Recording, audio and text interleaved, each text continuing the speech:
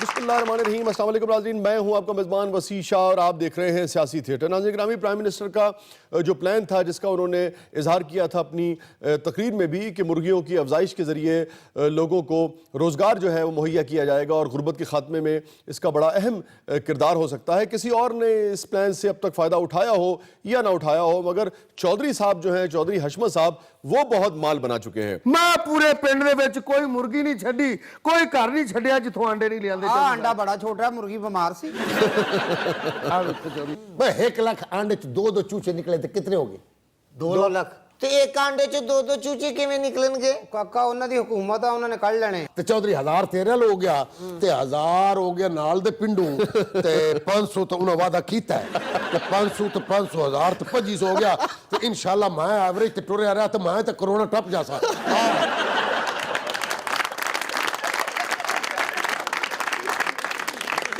ਸ਼ਾਹ ਜੀ ਬੜਾ ਰੁਪਈਆ ਕਮਾ ਲਿਆ, ਹੁਣ ਤੇ ਮੈਂ ਨਵਾਂ ਡੇਰਾ ਬਣਾਉਣ ਦੇ ਚੱਕਰ 'ਚ ਆ। ਆਸਤਾ ਗੱਲ ਕਰੋ, ਨੈਬ ਵਾਲਿਆਂ ਨੂੰ ਪਤਾ ਲੱਗ ਗਿਆ, ਉਹਨਾਂ ਨੇ ਆਂਡੇ ਵੀ ਲੈ ਜਾਣੇ, ਤੁਹਾਡੇ ਚੂਚੇ ਵੀ ਲੈ ਜਾਣੇ ਜੀ।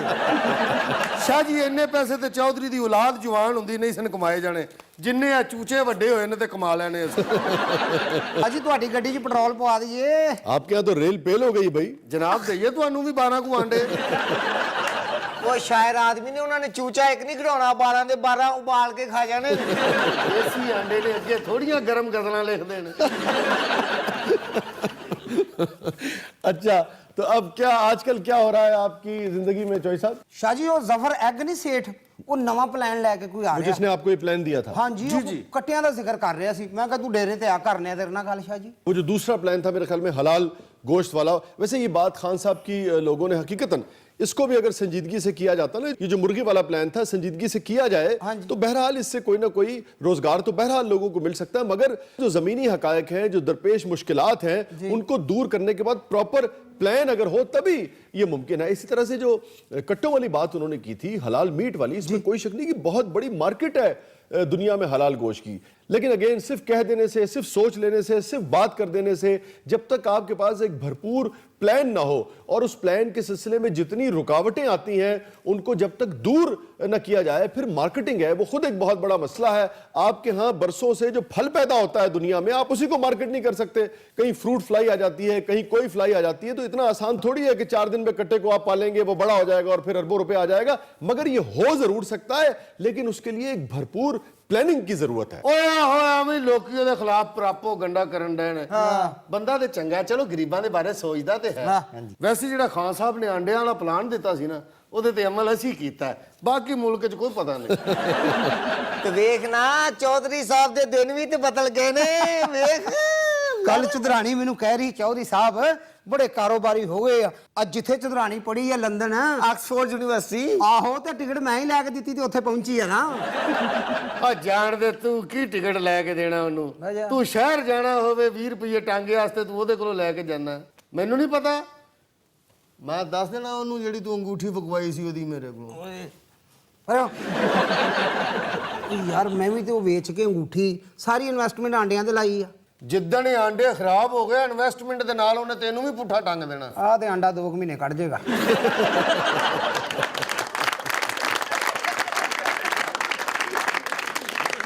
ਚੌਧਰੀ ਕੁੱਤਿਆਂ ਵਾਲਿਆ,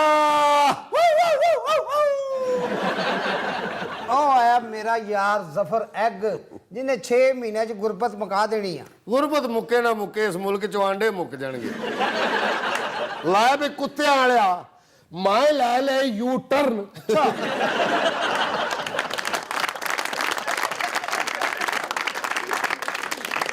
ਅੱਜ ਤੋਂ ਬਾਅਦ ਮੈਨੂੰ ਕੋਈ ਜ਼ਫਰ ਐਗ ਨਾ ਆਖੇ। ਜ਼ਫਰ ਕੁੱਕੜ ਆਖ ਲਈਏ ਕਰੀ ਨਾ ਬੜਾ ਜ਼ਫਰ ਕੁੱਕੜ ਨਹੀਂ। ਮੈਂ ਤੈਨੂੰ ਦੱਸਾਂ ਨਵਾਂ ਬਿਜ਼ਨਸ ਪਲਾਨ, ਨਵਾਂ ਬ੍ਰਾਂਡ, ਤੇ ਮੈਂ ਰੱਖ ਲਿਆ ਆਪਣਾ ਨਵਾਂ ਨਾਂ, ਨਵਾਂ ਫੱਟਾ, ਜ਼ਫਰ ਕੱਟਾ, ਜ਼ਫਰ ਕੱਟਾ। ਲੈ ਵੀ ਕੁੱਤਿਆਂ ਵਾਲਿਆ, ਉਹ ਬਈ ਉਹ ਦਿਹਾੜੇ ਤੇ ਗਏ, ਉਹ ਜਦੋਂ ਮੱਝੀਆਂ ਦਵਾਈਆਂ ਪਾਦੀਆਂ ਸਨ ਕਿ ਮੱਝੀਆਂ ਦੇਣ ਦਵਾਈਆਂ, ਹੋ ਕੱਟਾਈ ਓਏ, ਹੋ ਕੱਟਾਈ ਓਏ, ਹੋ ਕੱਟਾਈ ਓਏ। ਲਾ ਭਾਈ ਅੱਜ ਜਦੋਂ ਦਾ ਖਾਂ ਹੋ ਰਹਾ, ਇਹ ਨਵਾਂ ਬਿਜ਼ਨਸ ਪਲਾਨ ਦਿੱਤਾ ਹੈ, ਇਹ ਹਲਾਲ ਗੋਸ਼ਤ ਵਾਲਾ। ਇਵਾ ਉਦੋਂ ਦੀਆਂ ਤੇ ਮੱਝਾਂ ਖੋਰ ਚੁੱਕ ਚੁੱਕ ਕੇ ਤੇ ਖਾਂ ਸਾਹਿਬ ਦੇ ਹੱਕ ਵਿੱਚ ਦੁਆਵਾਂ ਪੀਆਂ ਕਰਦੀਆਂ ਕਿ ਸਾਡੇ ਘਰ ਕੱਟਾ ਹੋਵੇ। ਇਹ ਚੌਰੀ ਐਗ ਉਹ ਐਗ ਨਹੀਂ ਓਏ, ਮੈਂ ਹੁਣ ਲਾ ਲਿਆ ਨਵਾਂ ਫੱਟਾ, ਜ਼ਫਰ ਕੱਟਾ।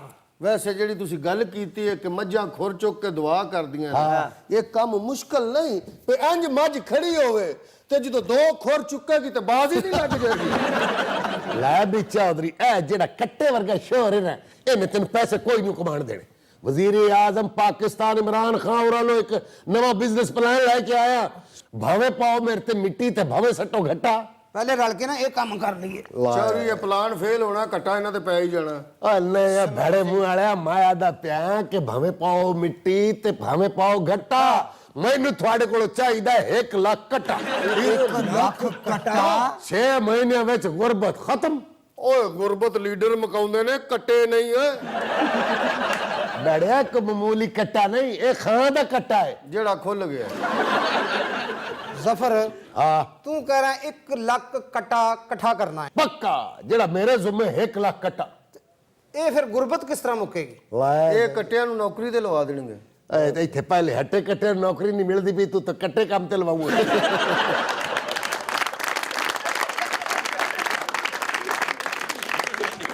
ਮੇਰੇ ਮੂੰਹ ਕੀ ਕੜਵਾ ਦਿੱਤਾ ਈ ਓਏ। ਅगर ਖਾਕ ਸੀ ਤੇ ਕੱਟੇ ਵੀ ਕੰਮ ਤੇ ਲੱਗ ਸਣ। ਗੱਲ ਸੁਣਿਆ ਕਾਲਿਆ ਕੱਟਿਆ, ਜਦ ਜਿਸ ਦਿਹਾੜੇ ਮੇਰੇ ਕੋਲ 1 ਲੱਖ ਕੱਟਾ ਇਕੱਠਾ ਹੋ ਗਿਆ, ਅਗਲੇ ਦਿਹਾੜੇ ਮਾਂ ਉਹਨਾਂ ਦੀ ਸ਼ਾਦੀ ਕਰਾ ਦੇਣੀ। ਵਾਹ, ਹਲੋ ਉਹਨਾਂ ਦੀ ਐਂਟਰਟੇਨਮੈਂਟ ਦੇ ਬਾਰੇ ਵੀ ਸੋਚਿਆ। ਨਾ ਨਾ ਨਾ ਨਾ, ਹਰ ਕੱਟੇ ਦੇ ਕੰਨ ਵਿੱਚ ਆਖ ਸਲਾਹ ਵੀ ਕੋਈ ਮਨਸੂਬਾ ਬੰਦੀ ਨਹੀਂ ਕਰਨੀ, ਕੋਈ ਫੈਮਿਲੀ ਪਲਾਨਿੰਗ ਨਹੀਂ ਕਰਨੀ। ਸਹੀ। ਮੈਨੂੰ ਹਰ ਕੱਟਾ ਫੈਮਿਲੀ ਕੋਲੋਂ 10 ਕੱਟੇ ਚਾਹੀਦੇ। ਜ਼ਰਾ ਹਿਸਾਬ ਕਰਿਆ ਹੈ, ਓਏ ਲੱਖ ਕੱਟਾ ਹੋਵੇ ਤੇ ਹਰ ਫੈਮਿਲੀ ਦੇ ਘਰ ਹੋਣ 10 ਕੱਟੇ ਤੇ ਕਿਤਨੇ ਕੱਟੇ ਹੋਏ? ਪਹਿਲੋਂ ਸਿਆਸੀ ਫੈਮਲੀਆਂ ਹੁੰਦੀਆਂ ਸਨ, ਹੁਣ ਕੱਟਾ ਫੈਮਲੀ। ਇਹ 10 ਲੱਖ ਕਟਾ। ਅੱਲਾ ਤੇਰਾ ਭਲਾ ਕਰਿਆ, ਇਹ ਹੋਇਆ 10 ਲੱਖ ਕੱਟਾ। ਉਹ ਬਾਕੀ 100 ਅਫਸਰ ਵੀ ਤੇ ਕਰਦੇ ਪਏ ਹਨ। ਹੁਣ 100 ਅਫਸਰ ਉਹ ਤੇ ਇੱਕ ਹੈ ਤੇ ਕਿਤਨੇ ਹੋਏ ਕੱਟੇ? 10 ਕਰੋੜ ਕੱਟੇ। 10 ਕਰੋੜ ਕੱਟਾ ਤੇ 1 ਸਾਲ ਦੇ ਵਿੱਚ। ਇੰਨਾ ਗੋਇਆ ਤੇਰਾ ਪਿਓ ਚੁੱਕੇ ਕਰੇਗਾ। ਲਾ ਵੀ ਪੁੱਤਰ, ਤੇਰਾ ਕਸੂਰ ਕੋਈ ਨਾ, ਦੂਰ ਤੱਕ ਤੇਰਾ ਕੋਈ ਕਸੂਰ ਨਹੀਂ। ਇਹੋ ਜਿਹੇ ਬੰਦੇ ਨੇ ਜਿਹੜੇ ਮੁਆਸ਼ਰੇ ਦੇ ਵਿੱਚ ਮਾਯੂਸੀ ਫੈਲਾਉਂਦੇ ਨੇ। ਬਈ ਇਹੋ ਜਿਹੇ ਬੰਦੇ ਦੇ ਘਰ ਪੁੱਤਰ ਹੋਵੇ ਨਾ ਤਾਂ ਰੋਣ ਲੱਗ ਪੈਂਦਾ। ਕਿਉਂ? ਲਾ ਵੀ ਹੁਣ ਦੁੱਧ ਵੀ ਪੀਸੀ ਤੇ ਨਾਲ ਦੇ ਕੱਪੜੇ ਵੀ ਸੋਹਣੇ ਪੈਸੇ। ਇਹੋ ਜਿਹੇ ਬੰਦੇ ਦਾ ਪੁੱਤਰ ਪਰਾਡੋ ਘਰ ਲਾਵੇ ਨਾ, ਤੁਹਾਨੂੰ ਵੇਖ ਕੇ ਖੁਸ਼ ਨਹੀਂ ਹੁੰਦਾ। ਓਏ ਕਿਧਰੇ ਵੱਜ ਗਈ ਤੇ ਕੌਣ ਜ਼ਿੰਮੇਦਾਰ ਹੀ? ਇਹ ਪਰਾਡੋ ਵੱਜੇ ਨਾ ਵੱਜੇ, ਇਸ ਪਲਾਨ ਦੀ ਵਜ੍ਹਾ ਤੋਂ ਤੁਹਾਡੀ ਗਵਰਨਮੈਂਟ ਕਿਤੇ ਵੱਜ ਜਾਣੀ ਹੈ। ਇਹੋ ਜਿਹੇ ਬੰਦੇ ਦਾ ਪੁੱਤਰ ਐਸਪੀ ਬਣ ਲੱਗੇ ਤਾਂ ਉਹਨੂੰ ਕਹਿ ਦਿੰਦਾ ਕਿਤੇ ਪੁਲਿਸ ਮੁਕਾਬਲਾ ਹੋ ਗਿਆ ਤੇ ਫੇਰ ਤੂੰ ਤੇ ਗਿਆ ਨਾ ਪੁੱਤਰ। ਸ਼ਾਹ ਸਾਹਿਬ ਇਹ ਉਹ ਮਖਲੂਕ ਹੈ ਜਿਨ ਹਰ ਗੱਲ ਦਾ ਨੈਗੇਟਿਵ ਪਹਿਲੂ ਕੱਢਣਾ ਹੁੰਦਾ ਤੇ ਕੱਢੀ ਜਾਣ। ਇਹਨਾਂ ਦੇ ਕਹਿਣ ਉੱਤੇ ਖਾਨ ਸਾਹਿਬ ਰੁਕ ਜਾਣਗੇ। ਨਹੀਂ ਵੀ ਖਾਨ ਨਹੀਂ ਕਿਸੇ ਦੇ ਕਹਿਣ ਤੇ ਰੁਕਦਾ, ਇਹ ਪੱਥਰ ਚੱਟ ਕੇ ਵਾਪਸ ਆਉਂਦਾ। ਫਿਰ ਮੋੜ ਫੈੜੀ ਗੱਲ ਕੀਤੀ ਹੈ। ਓਏ ਇੱਧਰ ਆ, ਮੈਂ ਤੁਹਾਨੂੰ ਖਾਨ ਸਾਹਿਬ ਦਾ ਪਲਾਨ ਦੱਸਾਂ। ਉਹਨਾਂ ਦਾ ਬਿਜ਼ਨਸ ਪਲਾਨ ਹੈ ਵੀ 1 ਕੱਟਾ, 1 ਕੱਟੇ ਦੇ ਘਰ 10 ਕੱਟੇ ਤੇ ਕੱਟੇ ਨੇ ਚੁੱਕ ਦਿੱਤੇ ਨਾ ਇਕਨੋਮੀ ਵਾਲੇ ਫਟੇ। ਤੁਹਾਡੇ ਵਜ਼ੀਰੇ ਖਜ਼ਾਨਾ ਕੋਲੋਂ ਤੇ ਚੁੱਕੇ ਨਹੀਂ ਗਏ, ਹੁਣ ਕੱਟਿਆਂ ਨਹੀਂ ਫੱਟੇ ਚੁੱਕਣੇ। ਵਾਹ ਵੀ ਮਲੇਸ਼ੀਆ ਨਹੀਂ, ਮਹਤੀਰ ਵਾਲਾ। ਵਾਹ, ਉੱਥੇ ਤਾਂ ਸਾਡੀ ਕੱਟੇ ਵਾਲੀ ਡੀਲ ਪੱਕੀ ਹੋਈ ਪਈ ਹੈ। 5 ਕਰੋੜ ਕੱਟਾ ਤਾਂ ਅਸੀਂ ਸਿਰਫ ਮਲੇਸ਼ੀਆ ਭੇਜਣਾ ਹੈ। ਉੱਥੋਂ ਦੀ ਲੇਡੀ ਨੇ ਆਖਿਆ ਖਾਂ ਹੋਰਾਂ ਨੂੰ ਕਿ ਮੈਂ ਤੁਹਾਡਾ ਹੱਥ ਫੜ ਲਵਾਂ। ਉਹਨੇ ਕਿਹਾ ਫੜ ਲੈ। ਜਦੋਂ ਹੱਥ ਫੜ ਕੇ ਤੇ ਫਸਟ ਲੇਡੀ ਕੀ ਆਖਿਆ? ਵੀ ਬਿਮਾਰ ਕੱਟੇ ਨਾ ਭੇਜੀ, ਤੰਦਰੁਸਤੀ ਭੇਜੀ। ਦੋਰੇ ਖੱਚਰ। ਓਏ ਉਹਨਾਂ ਨੇ ਹੱਥ ਫੜ ਕੇ ਆਖਿਆ ਸੀ ਕਿ ਖਾਂ ਜੀ ਹੁਣ ਭੁੱਲ ਨਾ ਜਾਣਾ। ਉਹਨਾਂ ਨੂੰ ਪਤਾ ਨਾ ਵੀ 5-6 ਮਹੀਨੇ ਬਾਅਦ ਯੂ ਟਰਨ ਲੈ ਲੈਂਦੇ ਨੇ। ਬਈ ਤੂੰ ਬੜਾ ਚਗਲ ਆਦਮੀ। ਓਏ ਉਹਨਾਂ ਨੇ ਹੱਥ ਫੜ ਕੇ ਆਖਿਆ ਸੀ ਕਿ ਖਾਂ ਜੀ ਹੁਣ ਭੁੱਲ ਨਾ ਜਾਣਾ, ਇਹ 5 ਕਰੋੜ ਕੱਟੇ ਵਾਲੀ ਗੱਲ, ਹੁਣ 5 ਕਰੋੜ ਕੱਟਾ ਭੇਜਣਾ ਜ਼ਰੂਰ ਜੇ। ਬੇਫਿਕਰ ਹੋ ਜਾ, ਜੇ 5 ਕਰੋੜ ਕੱਟੇ ਚ ਕੋਈ ਘਟ ਵੀ ਗਿਆ ਨਾ, ਪਾਕਿਸਤਾਨ ਵੀ ਬੜੇ ਤੇਜ਼ ਨੇ, ਇਹਨਾਂ ਨੇ ਖੋਤੇ ਰੰਗ ਕਰਕੇ ਭੇਜਦੇ ਨੇ ਜੇ। ਓਏ ਬੇਵਕੂਫਾ, ਸੀ ਪੈਕ ਤੋਂ ਬਾਅਦ ਖੋਤੇ ਕਾਲੇ ਹਿਰਨ ਤੋਂ ਜ਼ਿਆਦਾ ਨਿਆਬ ਹੋ ਗਏ ਨਾ। ਉਹ ਦੌਰ ਡੀਲ कैंसिल करा हुआ।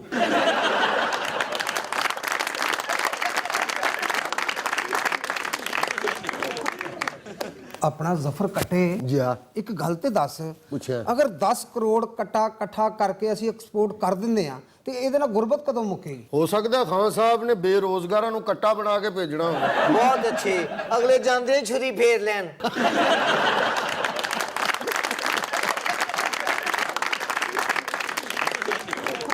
ਮੁੜਵਾ ਕੀਤੀ ਨਾ ਜ਼ਨਾਨੇ ਵਾਲੀ ਗੱਲ। ਉਹ ਇੱਥੋਂ ਤਾਂ ਖਾਨ ਦੀ ਸਿਆਸਤ ਸ਼ੁਰੂ ਹੁੰਦੀ ਏ ਵੀ ਅਸੀਂ 10 ਕਰੋੜ ਕੱਟਾ ਦੇਣਾ ਨਾ।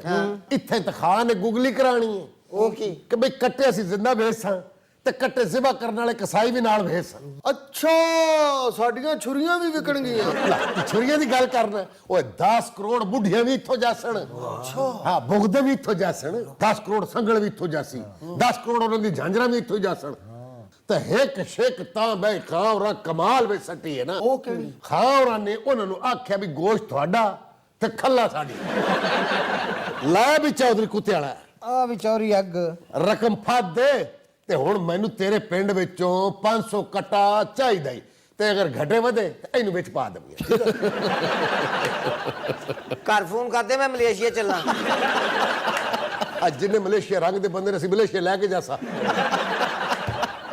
500 ਕਟਾ ਤੇ ਚੌਧਰੀ ਹੋ ਗਿਆ ਤੇਰੇ ਪਿੰਡੋਂ ਤੇ 1000 ਕਟਾ ਮੈਂ ਨਾਲ 67 ਚੱਕ ਹੈ। ਇਹ ਬੋਲ ਹੋਇਆ 1500 ਤੇ 1500 ਮੈਨੂੰ ਮੀਆਂ ਵਾਲੀ ਤੋਂ ਆਂਦਾ ਪਿਆ। 3000 ਕਟਾ ਤੇ 3000 ਕਟੇ ਦੇ ਉੱਤੇ 2 ਮੈਂ ਹੋਰ ਪਾਵਾਂ ਤੇ 7000 ਕਟਾ ਤੇ ਓਏ ਇੰਨੇ ਕੱਟੇ ਮੋਟਰਵੇ ਨਾਲ ਬੰਦ ਕਰਾ ਦੇ ਯਾਰ।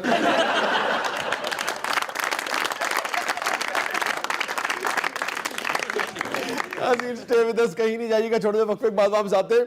जब वापस आते हैं तो देखते हैं कि चौधरी साहब के बिजनेस प्लान का क्या हशर होने वाला है। आप देख रहे हैं सियासी थिएटर। ਚੌਧਰੀ ਕਿੱਥੇ ਆਏ ਚੁਦਰਾਣੀ ਮੁੰਡੀ 20 ਕੱਟੇ ਨੇ ਇਹਦੇ ਕੋਲ। ਕੋਈ ਨਹੀਂ, ਇੱਕ ਵੀ ਨਹੀਂ ਰਹਿਣ ਦੇਣਾ।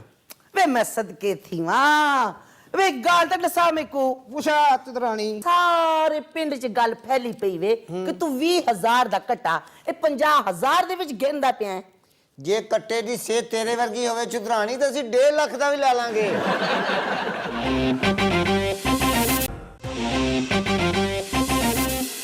वेलकम बैक नाज़रीन, प्रोग्राम में दोबारा हाजिर खिदमत है। आपको लिए चलते हैं चौधरी हशमत साहब के डेरे पर, जहां उनका बिजनेस प्लान नाकाम होता है या कामयाब होता है। आइए देखते हैं। ਰਾਜੀ ਅੱਜ ਤੋਂ ਬਾਅਦ ਤੁਸੀਂ ਮੈਨੂੰ ਚੌਰੀ ਕੁੱਤੇ ਵਾਲੇ ਨਹੀਂ ਕਹਿਣਾ, ਚੌਰੀ ਕੱਟਿਆਂ ਵਾਲਾ ਕਹਿਣਾ ਹੈ।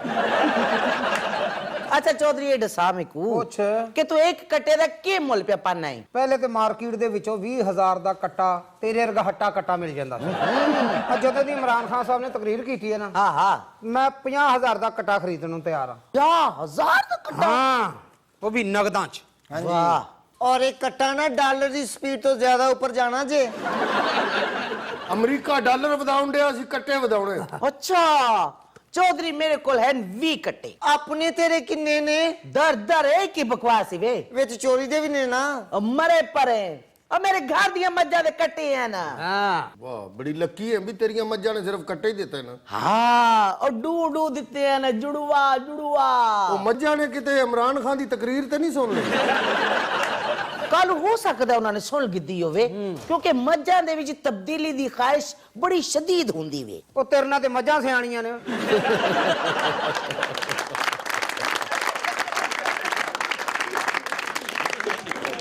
चौधरी हाँ जी तू एक कट्टे दा 50,000 रुपया देना पे है जी। ठीक है ना, मैं तेरे को 20 कट्टे देसा। अच्छा। एक कट्टा तू मेरा एक और घेने के जाना है वे उनदा 2 लाख रुपया ते को मैं अलहदा देसा। ਉਹ ਕਿਹੜਾ ਕੱਟਾ? मेरा खावंद इन्हें को पता लगे कि तुसा सारे कट्टे मलेशिया भिजवांदे पे हो हाँ। हुकूमत दे जरिए जी। ते मैं चाहनी हां कि मेरा खावंद ना को कट्टे दी खल पवा के ना बाकी कट्टियां दे नाल मलेशिया भिजवा दियो। ਉੱਥੇ ਜੇ ਕੋਈ ਉਹਨੂੰ ਮੱਝ ਲੱਭ ਗਈ ਤੇ ਇੱਥੇ ਸਾਰੀ ਜ਼ਿੰਦਗੀ ਰੋਂਦੀ ਫਿਰੇਂਗੀ।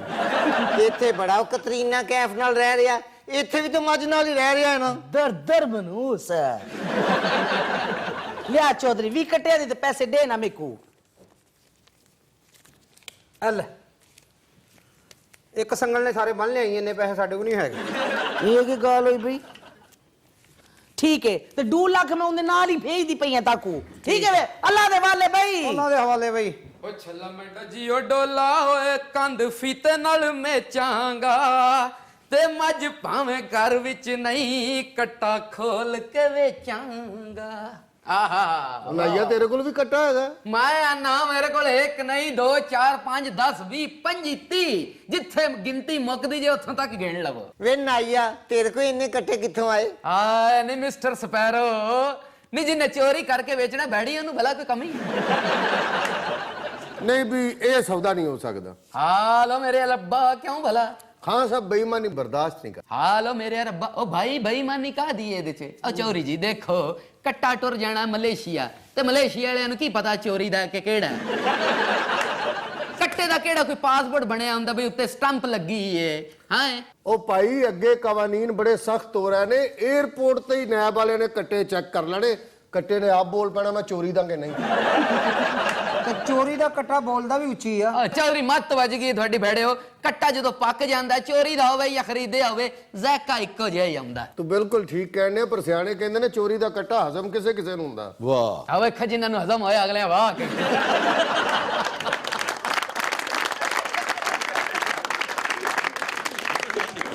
सरको कई कट्टे खोल के बेच छड़े ने। मैं तो इसकी बात की दाद दे रहा था ये कालू साहब की, क्योंकि हकीकत है कि जब आप रोटी खा रहे होते हैं तो बज़ाहिर तो कोई फर्क नहीं पड़ता कि ये हराम के माल की है या हलाल के माल की है। आप गाड़ी में बैठते हैं, कुछ पता नहीं लगता कि ये हराम माल से खरीदी हुई गाड़ी है या हलाल रिस्क से खरीदी हुई गाड़ी है, मगर रूह पर इसके बड़े गहरे असरात मुरतब होते हैं। बानो आपा का जो तारीखी नावल है राजा गिद्ध, वो पूरे का पूरा इसी फलसफे के ऊपर है कि जब आप हराम रिस्क खाते हैं या हराम रिस्क खिलाते हैं अपनी औलाद को, तो बच्चे के जीन्स तक में उसके असरात जाते हैं और फिर वो कई नस्लों तक मुंतकिल होते हैं और फिर उसके असरात जो हैं वो किरदार पर पड़ते हैं। तो बज़ाहिर तो कोई फर्क नहीं पड़ता, मगर गौर से देखा जाए तो सारा फर्क ही हलाल और हराम रिस्क का है। ओ यार नाइया जी बिस्मिल्लाह खां। यार तू भी मेरे नाल वादा कर रहा कि मैं काफी कट्टे दे देंगा। आ चुदरानी मुन्नी ने भी कट्टियां दा वादा कीता। ਉਹ ਆਹੋ ਤੇ ਸਾਰੇ ਪਿੰਡ ਨੇ ਵੀ ਕੱਟਿਆਂ ਦਾ ਵਾਅਦਾ ਕੀਤਾ, ਲੇਕਿਨ ਇਹ ਰਲਾ ਮਿਲਾ ਕੇ 200-300 ਕੱਟਾ ਬਣ ਜਾਏਗਾ। 350 ਬਣ ਜਾਏਗਾ। ਆ ਲੇਕਿਨ 400 ਬਣ ਸਕਦਾ ਹੈ। ਇਹ ਨਾਲ ਦੇ ਪਿੰਡ ਵਾਲਿਆਂ ਨੇ ਤੇ ਸੇਲ ਲਾਈ ਏ, ਕੱਟਾ ਸੇਲ। ਚੱਲ ਤੂੰ 500 ਕਰ ਲਾ, ਲੇਕਿਨ ਲੱਖਾਂ ਕਰੋੜਾਂ ਦੇ ਹਿਸਾਬ ਨਾਲ ਇੰਨਾ ਕੱਟਾ ਕਿੱਥੋਂ ਇਕੱਠਾ ਕਰਾਂਗੇ ਬਈ? ਦੁਆ ਕਰੋ ਕੱਟਿਆਂ ਦਾ ਮੀਂਹ ਪਵੇ ਕਿਸੇ ਤੇ। ਉਹ ਮੀਂਹ ਨੂੰ ਛੱਡੋ ਭਾਈ ਜੀ, ਜਿਵੇਂ ਐਲਾਨ ਹੋਇਆ ਨਾ, ਮੈਂ ਨਾ ਗਰੀਬ ਆਦਮੀ ਕਿਹੜਾ ਕੰਮ ਨਹੀਂ ਕਰ ਸਕਦਾ। ਇਹ ਤੁਸੀਂ ਵੇਖਣਾ ਹੁਣ ਗਰੀਬਾਂ ਲਈ ਇੰਨੇ ਬੱਚੇ ਨਹੀਂ ਹੋਣੇ ਜਿੰਨੇ ਕੱਟੇ ਹੋਣੇ।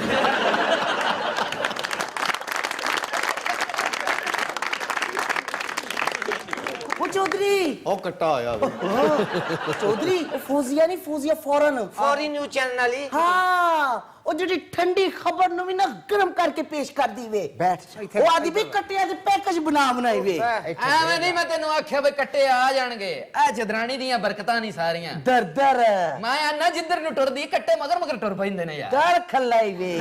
बेटी जो तू बार ना गले तू टपी तू सनाली Fauzia foreign from foreign news channel short बड़ा बेल कर बेल। अच्छा जी ਦਰ ਦਰ ओहो मजना नहीं कट्टे ना शॉट बनाना पूरी फैमिली ਦਾ ਪੈਕੇਜ ਲੈਣੇ ਨਾ।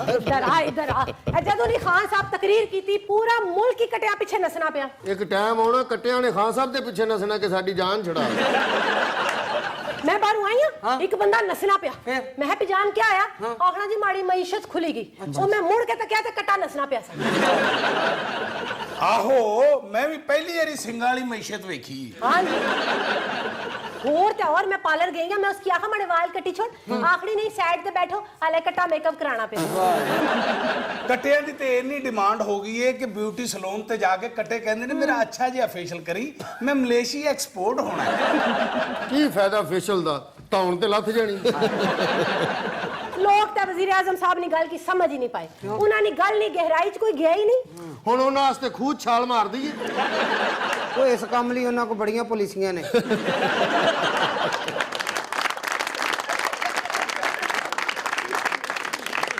ਮੈਂ ਕਿ ਚੌਧਰੀ ਸਾਡੇ ਖਾਨ ਦੀ ਪੁਲਿਸੀ ਦੀ ਗੱਲ ਨਾ ਕਰ। ਮੁੜ ਪੁਲਿਸੀ ਤੇ ਉਹਦੀ ਐਡੀ ਮਜ਼ਬੂਤ ਹੈ ਕੱਟਾ ਖੂਹ ਚ ਵੀ ਕੱਢ ਲਿਆ ਵੇ। ਕੱਟਾ ਕੱਢ ਲੈਗਾ ਖੋਤਾ ਸੁੱਟ ਦੇਗਾ। तो साथे बेचारे वजीर आजम साहब ने गल की समझ ही नहीं पाए हो, उसकी चिड़ाई छोड़िया ने, इतना चिड़चिड़ा कीता ने, इतना तंग कीता ने, आखिर वजीर आजम साहब की ट्वीट करनी पेगी।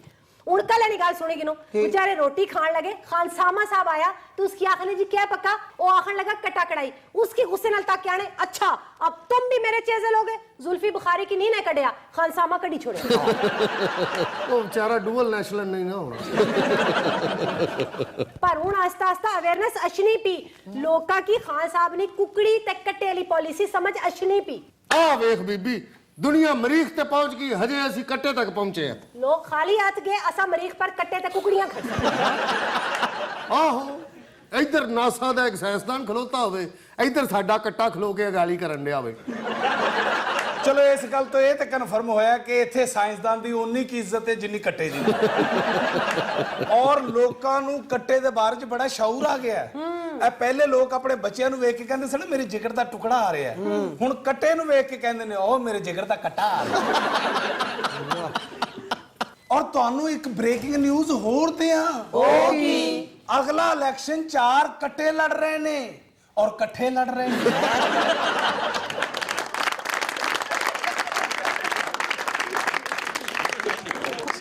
कहीं नहीं जाइएगा, छोटे से वक्फे के बाद वापस आते हैं। प्रोग्राम के अगले मरले में आपके लिए बहुत कुछ है, आप देख रहे हैं सियासी थिएटर। यार कट्टे तो याद आया चाचा जी का की हाल है? शॉट बना, कैमरा बुन, टाइट क्लोज। ਸੰਗਲ ਪਾ ਕੇ ਮਲੇਸ਼ੀਆ ਦੀ ਤਿਆਰੀ ਕਰਨ ਲਿਆ। वेलकम बैक नाजरीन, प्रोग्राम में दोबारा हाजिर खिदमत है जी। माहम रहमान साहबा, क्या है नाजरीन के लिए सेगमेंट में? शाजी अब बारी है हमारे बहुत ही मजे के और मेरे मोस्ट फेवरेट सेगमेंट की, कहावतें जो जिंदगी बदल दे। ਮਾਹਮ ਜੀ ਕਹਾਵਤਾਂ ਨਾਲ ਜ਼ਿੰਦਗੀ ਨਹੀਂ ਬਦਲਦੀ, ਵਿਆਹ ਕਰ ਲਓ ਤੁਹਾਡੀ ਜ਼ਿੰਦਗੀ ਬਦਲ ਜਾਏਗੀ। By the way, I don't care Tahir साहब। ਮਾਹਮ ਇਹ ਪਾਕਿਸਤਾਨ ਹੈ, ਬਰਤਾਨੀਆ ਨਹੀਂ। ਜੋ ਤੇਰੀ ਅੰਮੀ ਨੇ ਤੈਅ ਕਰ ਲਿਆ ਉਹ ਤੈਨੂੰ ਕਰਨਾ ਹੀ ਪੈਣਾ, ਭਾਵੇਂ ਤੰਦੂਰ वाला ਹੋਇਆ। खुदा का खौफ करें ताहिर साहब, अच्छे को ली गए आप, मेरे लिए तंदूर वाला ही रह गए। ਹਾਏ ਹਾਏ ਮਾਹਮ, ਘਰ ਦੀਆਂ ਰੋਟੀਆਂ। तो कोई रेस्टोरेंट वाला भी तो हो सकता है। ਰੈਸਟੋਰੈਂਟ ਵਾਲੇ ਨਾਲ ਵੀ ਹੋ ਗਿਆ ਨਾ, ਤੇਰੀ ਖੁਰਾਕ ਦੀ ਵਜ੍ਹਾ ਤੋਂ ਉਸ ਵਿਚਾਰੇ ਨੇ ਤੰਦੂਰ ਵਾਲੇ ਰਹਿ ਜਾਣਾ। ਤਾਹਰ ਨੂੰ ਦੇਖੋ, ਮਾਹਮ ਨੂੰ ਮਸ਼ਵਰੇ ਦੇ ਰਿਹਾ ਕਿ ਸ਼ਾਦੀ ਕਰ ਲੈ, ਤੇਰੀ ਜ਼ਿੰਦਗੀ ਬਦਲ ਜਾਏਗੀ। हाँ देखिए जरा, और वो भी तंदूर वाले से। ਆਪ ਸ਼ਾਦੀ ਤੋਂ ਪਹਿਲੇ ਮੋਟਰਸਾਈਕਲ ਤੇ ਫਿਰਦਾ ਸੀ, ਹੁਣ ਪੈਦਲ ਹੋਇਆ ਅਜੇ। ਚਾਰਲੀ ਸਾਹਿਬ ਨੂੰ ਮੈਂ ਸ਼ਾਦੀ ਦੀ ਵਜ੍ਹਾ ਤੋਂ ਪੈਦਲ ਨਹੀਂ ਆਉਂਦਾ। ਇਮਰਾਨ ਖਾਨ ਸਾਹਿਬ ਨੇ ਮੈਟਰੋ ਦਾ 10 ਰੁਪਏ ਕਿਰਾਇਆ ਵਧਾਤਾ, ਇਸ ਤੋਂ ਪੈਦਲ ਆਉਣਾ। ਓਏ ਹੋਏ ਹੋਏ ਹੋਏ ਹੋਏ, ਉਹ 10 ਰੁਪਏ ਕਿਰਾਇਆ ਵਧਾਤਾ। ਉਹ ਤੇਰੀ ਤੇ ਸਾਰੀ ਇਕਨੋਮੀ ਤਬਾਹ ਹੋਈ ਹੋਣੀ ਹੈ। ਲਓ ਤੁਸੀਂ ਇਹ ਗੱਲ ਕਰਨ ਦੇ, ਇੱਕ ਦਿਨ 10 ਰੁਪਏ ਘੱਟ ਸਨ, ਵਿਚਾਰਾ ਮੈਟਰੋ ਦੇ ਨਾਲ ਦੌੜਦਾ ਗਿਆ। ਤੇ ਇੱਕ ਦਿਨ ਵਿੱਚ ਬਹਿ ਗਏ ਦੀ ਵਜ੍ਹਾ ਤੋਂ ਫਿਰ ਸਾਰੇ ਮੁਸਾਫਰ ਉਤਰ ਕੇ ਦੌੜਨ ਲੱਗ ਪਏ। ਉਡਾ ਲਓ ਮਜ਼ਾਕ ਮੇਰੇ ਗਰੀਬ ਦਾ। ਓਏ ਹੋਏ ਹੋਏ, ਉਹ ਮੈਨੂੰ ਤਾਂ ਸਬਜ਼ੀ ਦੇ ਨਾਲ ਫ੍ਰੀ ਧਨੀਆ ਨਾ ਮਿਲੇ, ਮੇਰੀ ਇਕਨੋਮੀ ਤਬਾਹ ਹੋ ਜਾਂਦੀ ਹੈ। ਯਾਰ ਤੂੰ ਵੀ ਤਾਂ ਜ਼ਿਆਦਤੀ ਕਰਨਾ, ਪਿੱਛੋਂ ਧਨੀਆ ਫ੍ਰੀ ਲਿਆ ਕੇ ਪਕੌੜਿਆਂ ਨੂੰ ਵੇਚ ਕੇ ਨਿਕਲ ਜਾਂਦਾ। ਔਰ ਇਹ ਫ੍ਰੀ ਧਨੀਆ ਲੈਣ ਵਾਲਾ ਐਡਾ ਬਣੀਆ ਹੈ, ਧਨੀਆ ਵੇਚ ਕੇ ਤੇ ਸਬਜ਼ੀ ਮੋੜਨ ਆ ਜਾਂਦਾ, ਭਾ ਮੈਂ ਨਹੀਂ ਲੈਣੀ।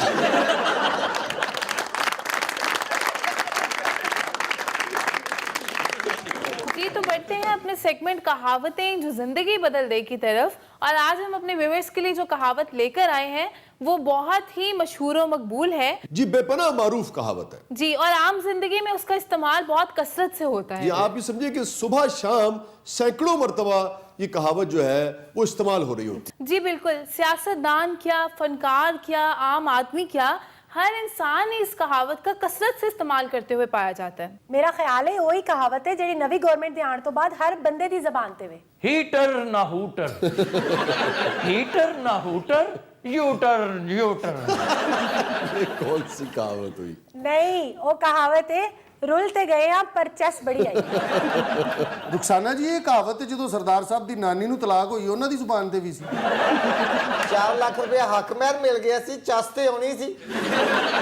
ਉਹ ਭਾਈ 4 ਲੱਖ ਵੀ ਤੇ ਨਾਨੀ ਨੂੰ ਉਦੋਂ ਦਿੱਤਾ ਨਾ ਉਹਨਾਂ ਨੇ ਜਦੋਂ ਮਿੱਠੇ ਚੂਪੜ ਜੋਗੀ ਨਹੀਂ ਰਹੀ।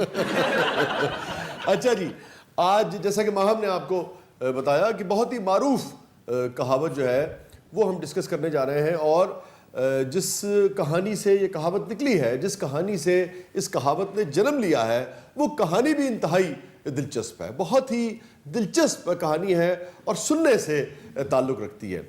और ये जो कहावत है जो हम डिस्कस करेंगे आज, ये पूरी इंसानी तारीख़ का तजुर्बा है। पूरी इंसानी तारीख़ इस पर मुत्तफ़िक़ है कि जो बात ये कहावत कहती है वो 100% दुरुस्त है। यही वजह है कि आप फ़ारसी देख लें, आप पंजाबी देख लें, आप उर्दू देख लें, आप अंग्रेज़ी देख लें, आप अरबी देख लें, कम से कम जितनी ज़ुबानों से हम आशना हैं और उसके अलावा भी जितनी ज़ुबानें हैं, मैं देख रहा था मुख्तलिफ जो ज़ुबानें हैं उनमें भी इससे मिलती जुलती कहावत जो है मिलती है। और हर ज़ुबान में इस मौजू के ऊपर कई कहावतें मिलती हैं, एक कहावत नहीं मिलती, कई कहावतें मिलती हैं। तो आप समझिए कि इजमाए इंसानियत है। इस हवाले से सब ये मानते हैं कि जिसकी लाठी उसकी भैंस। यह है आज की कहावत, जिसकी लाठी उसकी भैंस। वाह, भैंस कितना सोहना कह जे लगदा, गाल कड्ढ लगो ਤੁਹਾਡੀ भैंस। ਅਸੀਂ ਤੇ ਨਹੀਂ ਫੀਲ ਕੀਤਾ, ਤੁਹਾਨੂੰ ਕੱਲਿਆਂ ਨੂੰ ਫੀਲ ਹੋਈ। ਅਸਾਂ ਜ਼ਮੀਰ ਦੀ ਗੱਲ ਜਾਗਦਾ ਹੋਵੇ ਤਾਂ ਫੀਲ ਹੁੰਦਾ।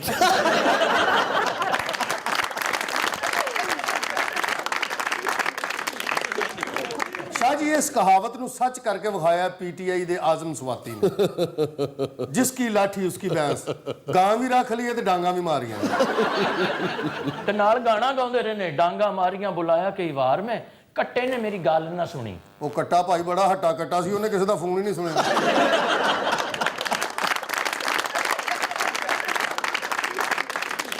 अच्छा जी, ये तो हम तकरीबन सभी जानते हैं कि इस कहावत का इस्तेमाल जो है वो किन किन मौक़ों पे किया जाता है, ख़ास तौर पर जब कोई ताकतवर आदमी हर तरह के कवानीन को, हर किस्म के उसूलों को बालाए ताक रखते हुए अपनी ताकत के बलबूते पर जब किसी कमज़ोर का माल हथिया लेता है या किसी भी मामले में किसी उसूल, किसी कानून, किसी भी ज़ाब्ते की परवाह न करते हुए जब अपनी ही बात बनवाना चाहता है ताकतवर आदमी, तो हम कहते हैं कि जिसकी लाठी उसकी भैंस। और शाह जी फिर गाल कढ़न लगे हो।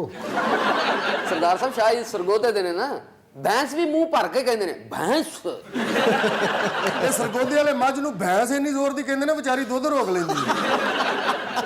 अच्छा जी, जो कहानी जुड़ी है इस कहावत से, जैसा कि अभी माहम भी आपको बतानी थी, मैंने भी बताया कि इंतहाई दिलचस्प कहानी है। और अगेन इस कहानी के भी, इस कहानी कह लें, हिकायत कह लें, इसके भी 3 किरदार हैं बुनियादी तौर पर। एक है भैंस। और शाह जी जिस तरह तुसी भैंस कहंदे हो ना, वो बेचारी किले ते खलोती सुंगड़ जांदी है। मेरे को केड़ी गलती हो गई है। अच्छा जी, एक है भैंस, इस कहानी में एक किरदार एक भैंस है। एक चोर कह लें या राहजन कह लें, 2 किरदार। और तीसरा जो भैंस का मालिक है, कुछ हिकायात में सिर्फ मालिक आया है, कुछ हिकायात में बूढ़ा मालिक आया है। सो भैंस का मालिक, भैंस और चोर। ओ लो, ओ फाइनल गाल कर दीजिए। 3 किरदार है इस कहानी के। शाजी इसका मतलब ये भी लव ट्रायंगल है। लव ट्रायंगल किवें हो गई? मझ दे नाल बाबा दे चोर है, शाहरुख ते सलमान नहीं। ਜੇ ਸ਼ਾਹਰੁਖ ਤੇ ਸਲਮਾਨ ਹੁੰਦੇ ਤੇ ਮੱਝ ਨੇ ਕਹਿ ਰਹੇ ਹੋਣਾ ਸੀ ਮੇਰੇ ਕਰਨ ਅਰਜੁਨ ਆ ਰਹੇ हैं। लो जी मैं आवाज तो अंदाजा ला लिया, मझ ही फंड रहे। अच्छा जी, एक शख्स ने, जो बूढ़ा भी बताया जाता है कुछ हिकायात में, तो बूढ़ा शख्स था और भैंस खरीद कर वो एक जंगल से, सुनसान जंगल से गुजर रहा था। अपने गांव जा रहा था, रास्ते में एक सुनसान जंगल पड़ता था और जब वो जंगल से गुजर रहा था तो एक चोर या एक राजन कह लीजिए, उसने उसे रास्ते में आ लिया और उसने कहा कि अपनी भैंस जो है ये तुम मेरे हवाले कर दो। तो बूढ़े ने कहा यार मैंने बड़ा पैसा लगाया इसके ऊपर और मेरी ये भैंस है, मुझ पर कुछ रहम करो, मेहरबानी करो। गिड़गिड़ाया भी, रिक्वेस्ट भी की, उससे थोड़ा बहुत उलझने की भी कोशिश की। तो चोर ने, राजन ने एक लाठी जो है वो निकाली और उसने कहा कि अगर तुम भैंस मेरे हवाले नहीं करोगे तो मैं इसी लाठी से तुम्हारा सर चकनाचूर कर दूंगा, फिर तुम्हें भैंस से भी हाथ धोना पड़ेगा और अपनी जान से भी हाथ धोना पड़ेगा। बाबे ने कहा पुत्र तू मझ ले जा, मैं अपने पोतरे का फीडर पी लांगा। अच्छा, आप लोगों को याद है हमने वो कहावत की थी कि देखिए ऊंट किस करवट बैठता है। हाँ। जी, तो अभी हमें देखना पड़ेगा इस कहानी में भी कि ऊंट किस करवट बैठता है, इसलिए कि कहानी के इस मोड़ तक यही लगता है कि चोर के हाथ में लाठी है और चोर जो है शायद वो भैंस ले जाएगा, मगर ऐसा होता नहीं है।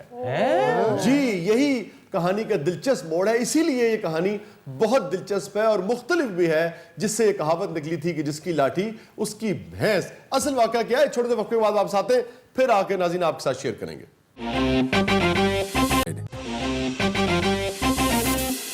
वेलकम बैक नाज़रीन, प्रोग्राम में दोबारा हाजिर खिदमत है। नाज़रीन ग्रामी, हमारा सेगमेंट चल रहा था कहावतें जो जिंदगी बदल दें और आज हम कहावत डिस्कस कर रहे थे जिसकी लाठी उसकी भैंस।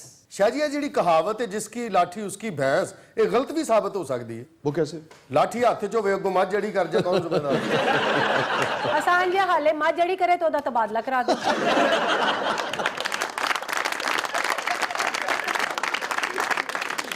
अच्छा जी, तो मैंने आपको बताया था कि इस कहानी में जो मोड़ है, जो खास विजडम है, वैसे तो बज़ाहिर बिल्कुल सामने की कहावत लगती है कि भाई जिसकी लाठी उसकी भैंस, और कहानी में भी ऐसे लगता है कि भाई चोर के हाथ में चूंकि लाठी है लिहाजा वो भैंस को हका ले गया होगा, मगर एक विजडम है खास तरह का इस कहानी में जो सुनने से ताल्लुक रखता है और यही वजह है कि कहानी के इख्तिताम पे भैंस जो है वो चोर नहीं लेकर जा पाता। ਇਹੋ ਸੁਣਨ ਲਈ ਤੇ ਅਸੀਂ ਬੈਠੇ ਆ, ਹੋਰ ਅਸੀਂ ਤੁਹਾਡੇ ਕੋਲ ਕੋਈ ਹੀਰ ਵਾਰਿਸ ਦਾ ਤੇ ਨਹੀਂ ਸੁਣੀ। अच्छा देखिए, जब हम किसी भी बात पे, किसी भी कहानी पे, किसी भी मामले पे, किसी भी किस्से पे, किसी भी वाक़े पे, तारीखी वाक़े पे भी अगर हम गौर करें तो फिर कई उसके एंगल्स जो हैं वो सामने निकल कर आते हैं। वो जो कहते हैं ना कि सतही तौर पे नहीं देखना चाहिए चीज़ों को। जितना आप गौर करते चले जाते हैं उतना हम उसकी तह में उतरते चले जाते हैं, और जितना तह में उतरते चले जाते हैं किसी भी मामले के असरार और रमूज जो हैं वो खुलते चले जाते हैं। मैं कहानी की तरफ बढ़ता हूं कि एक मरतबा उस बूढ़े आदमी से चोर ने या राहजन ने भैंस हत्या ली थी, मगर उसके बावजूद वो भैंस ले जा क्यों नहीं सका? और शाह जी, जिन्नी देर तुसी ला रहे हो इन्नी देर ते चोर ने मझ चो के दुध पत्ती भी पी लेनी है। सानू ये तो दसो भी चोर मझ ले जा क्यों नहीं सकिया? मैं दस दा सरदार साहब, चोर मझ क्यों नहीं ले जा सकिया? क्यों? ਉਹ ਬਾਬੇ ਨੇ ਕਿਹਾ ਮੱਝ ਨਹੀਂ ਇਹ ਸੰਡਾ ਹੀ। ਉਹਨੇ ਕੋ ਬਾਬੇ ਨੂੰ ਡਾਂਗ ਮਾਰੀ, ਕਹਾ ਸੰਡੇ ਦੇ ਸੰਡੇ में मझ चोरी करना मैंने धोखा दे रहे हैं। अच्छा, ये जो चार्ली ने बात की है ना, ये भी कहानी के अंदर ये पहलू भी कहीं मौजूद है कि मुसीबत अगर आ जाए तो उस वक्त घबराना नहीं चाहिए। अगर आप होश से काम ले तो पूरी की पूरी मामला जो है वो आप पलट सकते हैं। इस कहानी का एक सबक जो है वो ये भी है, मगर उससे पहले मैं आपके साथ ये शेयर करता हूं कि दीगर जुबानों में भी इससे मिलती जुलती कहावतें किस कसरत से मिलती हैं। अंग्रेजी में जैसे कहते हैं कि माइट इज राइट, हाँ, जिसकी लाठी उसकी भैंस। जी, तकरीबन इसका यही मतलब है कि ताकत जो है वो हमेशा दुरुस्त होती है। अगर किसी ने आपकी कनपट्टी पर गन रख दी है, अल्लाह को खैर मंगो, क्यों लोगों को आइडिया दे रहे तो फिर वो जो चाहे आपसे उगलवा ले, जो चाहे कहलवा ले, दिन को रात कहलवा ले, रात को दिन कहलवा ले। So might is right. हैरत अंगेज तौर पर बिल्कुल सेम कहावत अरबी में हमें मिलती है, अन्नासु अत्तबाउन लिमन गलबा। अल्हम्दुलिल्लाह। अन्नासु अत्तबाउन लिमन गलबा। लोग उसी की पैरवी करते हैं जिसका गलबा होता है, जो गालिब होता है, जो ताकतवर होता है। शहजादा मोहम्मद बिन सलमान ने अपनी पहली तकरीर से गया उन्होंने तो साबित भी किया। इसी तरह अरबी की एक और बेपनाह मशहूर कहावत है कि अन्नासु अला दीने मुलूकिहिम। मझ और चोर दो में इकट्ठे फड़े जान, दोनों का सिर कलम कर दे। नहीं, इसका ये मतलब नहीं है। अन्नासु अला दीने मुलूकिहिम, कि लोग हमेशा अपने बादशाह के दीन पर चलते हैं। अच्छा, होता क्या है कि जो गालिब होता है, जिसका गलबा होता है, लोग उसकी पैरवी भी करते हैं, लोग उसको सुपीरियर भी समझना शुरू कर लेते हैं। तो इस कहावत के पीछे भी कि अन्नासु अला दीन मुलूकिहिम, एक तरीके से ये बात पोशीदा है कि चूंकि बादशाह गालिब होते हैं, ताकतवर होते हैं, लिहाजा उनकी पैरवी करना शुरू कर देते हैं, जो भी उनका दीन हो उसको फॉलो भी करना शुरू कर देते हैं। जिवें तगड़े बंदे दा जी 27-100 हुंदा जी। शाह जी, अरबी ਦੀਆਂ ਇੰਨੀਆਂ ਮਿਸਾਲਾਂ ਨਾ ਦਿਆ ਕਰੋ, ਸਾਊਦੀ ਵਾਲਿਆਂ ਨੇ ਤੁਹਾਨੂੰ ਕਿਸ ਦਿਨ ਤਿੱਤਰ ਸਮਝ ਕੇ ਲੈ ਜਾਣਾ ਔਰ ਰੇਗਿਸਤਾਨ ਵਿੱਚ ਬਿਠਾ ਕੇ ਕਹਿਣਾ ਕੋਈ ਸ਼ੇਰ ਸੁਣਾ ਦੇ। अच्छा जी, पंजाबी में जैसे कहते हैं कि रब नेड़े के कसुन। ये भी तगड़े बंदे दी मिसाल है ना जी, और जी। दस रब नेड़े के कसम। ਜਿਹਨੇ ਗਰੀਬ ਦਾ ਕੁੱਤਾ ਕੁੱਤਾ ਤੇ ਅਮੀਰ ਦਾ ਕੁੱਤਾ ਟੌਮੀ। हाय हाय। टॉमी बिल्कुल सही कह रहे। अब देखिए ना, जो मैंने आपको कहा ना कि सबका तजुर्बा यही है। मियां मोहम्मद साहब क्या कहते हैं, लिस्से दा की जोर मोहम्मद, नस जाना या रोना। जी, उनका भी तजुर्बा यही है कि लिस्से दा की जोर मोहम्मद, नस जाना या रोना। वाह, मतलब इसका भी यही है कि जिसकी लाठी उसकी भैंस।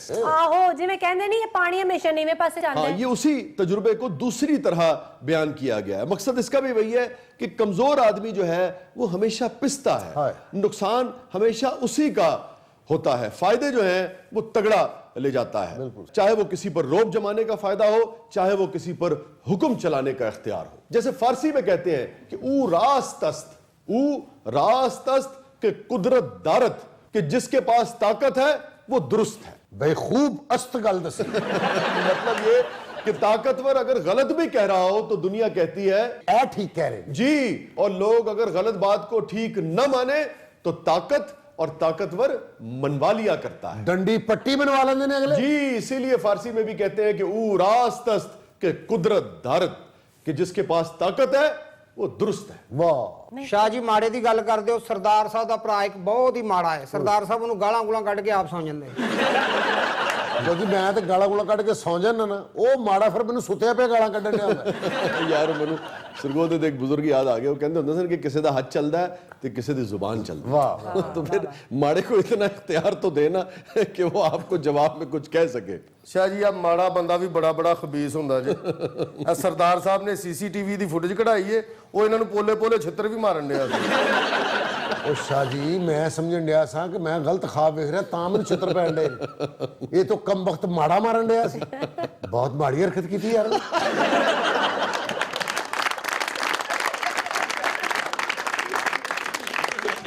ਇਹ ਤੁਸੀਂ ਸਹੀ ਕਿਹਾ ਸ਼ਾਹ ਜੀ, ਅਮੀਰ ਤੇ ਵਸ ਨਾ ਚੱਲੇ, ਗਰੀਬ ਤੇ ਠਾ। जी ये भी कहते हैं।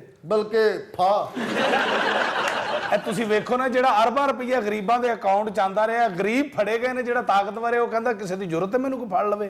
बकरे की माँ कब तक खैर मनाएगी? जी और ये भी तो हकीकत है, जहां ताकत एक हकीकत है वहां किस्मत और तकदीर और खालिक कायनात जो है सबसे बड़ी हकीकत तो फिर वही है और उसी के फैसले हैं। बिलाखिर वो जाबिर को एक न एक दिन यहां से पकड़ लिया करता है। 100 दिन चोर दा, एक दिन साथ दा।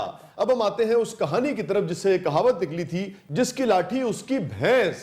हूं रहन दो, हूं तक तो चोर भैंस लेके उकाड़ा भी टप गया।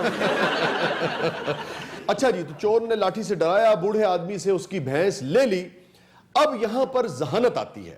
अगेन जो कहानी का मैसेज है वो ये है कि लाठी जो है वो जहानत से आप अपने हाथ में भी ले सकते हैं, और फिर अगर लाठी आपके पास है और अगर आप जिस्मानी तौर पे कमजोर भी हैं, लेकिन अगर ताकत आपके पास आ गई है तो आप तगड़े पर हावी भी हो सकते हैं। और फिर एक और बात कि जो पॉजिटिव आदमी है उसको भी अपने आप को ताकत में रखना चाहिए। जैसे मेरे आका सरकार दो आलम सल्लल्लाहु अलैहि वसल्लम ने इरशाद फरमाया कि कमजोर मोमिन से तवाना मोमिन बेहतर है। माशाल्लाह माशाल्लाह। तो जब चोर भैंस लेकर चलने लगा तो बूढ़े आदमी ने कहा कि भाई मैं बूढ़ा आदमी हूं, रात होने वाली है, मुझे कम नजर आता है, भैंस तो तुमने ले ली है, तुम ये लाठी अगर मुझे दे दो तो मैं लाठी टेकता हुआ, जंगली जानवरों का भी खतरा है, कम से कम जंगल तो क्रॉस कर जाऊंगा।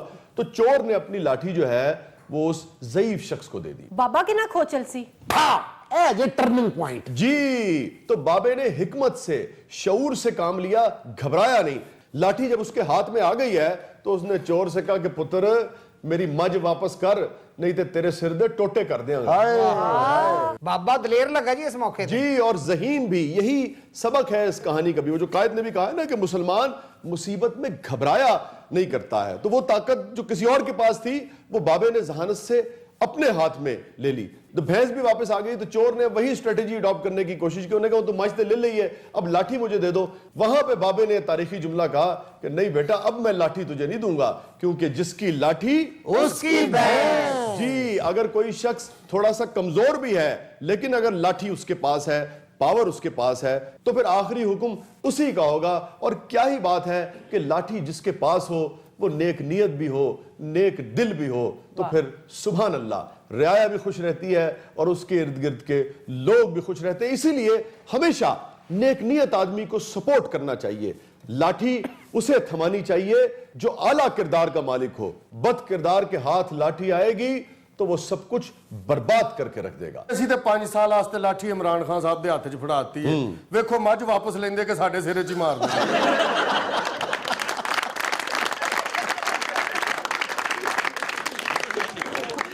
और इसी पर इकबाल ने कहा था ना कि तकदीर के काजी का ये फतवा है अजल से, तकदीर के काजी का ये फतवा है अजल से, है जुर्म ज़ईफ़ी की सजा मर्गे मफाजात। इजाज़त दीजिए नाज़रीन गिरामी, ये था आज का शो। अल्लाह हाफ़िज़।